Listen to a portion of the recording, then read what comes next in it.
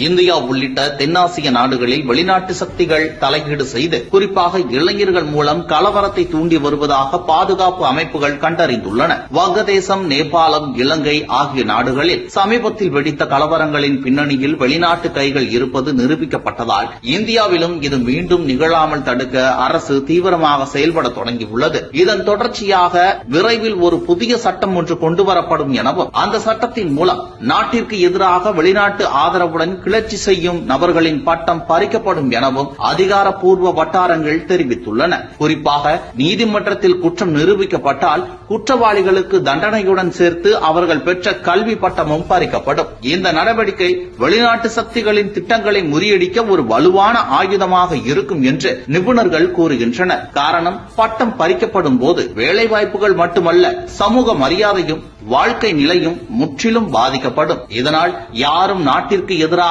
செயல்பட தயங்குவார்கள் என்பது அதிகாரிகளின் நம்பிக்கை. மேலும் சமூக வலைதளங்களில் தவறான தகவல்களை பரப்பி இளைஞர்களை தூண்டுவதே கலவரங்களின் அடிப்படை காரணம் எனவும் அத்தகைய செயல்களுக்கு எதிராக கடுமையான சட்டங்கள் அமல்படுத்தப்பட உள்ளன.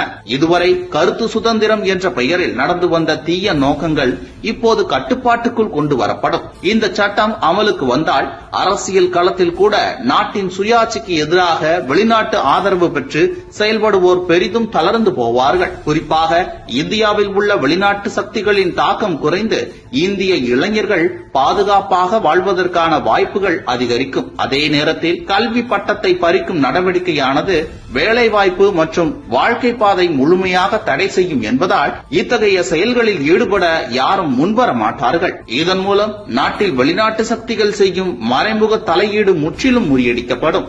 அரசின் இந்த நடவடிக்கை தேச பாதுகாப்பு என்ற கோணத்தில் மிகப்பெரிய மாற்றத்தை ஏற்படுத்தும். இளைஞர்கள் தவறான பாதையில் செல்லாமல் நாட்டின் முன்னேற்றத்தில் ஈடுபட வேண்டும் என்ற நோக்கத்துடன் இந்த சட்டம் கொண்டுவரப்படுவது குறிப்பிடத்தக்கது. இது இந்தியாவின் உள்நாட்டு பாதுகாப்பை பல மடங்கு உயர்த்தி எதிர்காலத்தில் வெளிநாட்டு கைகளின் தலையீட்டை முற்றிலும் தடுக்கும் வலுவான அடித்தளமாக அமையும். நீதிமன்றம் மூலம் நிரூபணம் செய்யப்பட்டு விரைவில் தீர்ப்பு கிடைக்கும் வகையில் சட்டத்தில் பிரிவுகளை உண்டாக்க இருப்பதாகவும் இதன் மூலம் பல அதிரடி மாற்றங்கள் அரங்கேறும் என்றும் எதிர்பார்க்கப்படுகிறது. இந்த சட்டம் அவசியமா அல்லது தேவையில்லையா என்பது குறித்து உங்கள் கருத்துக்களை பதிவு செய்யுங்கள்.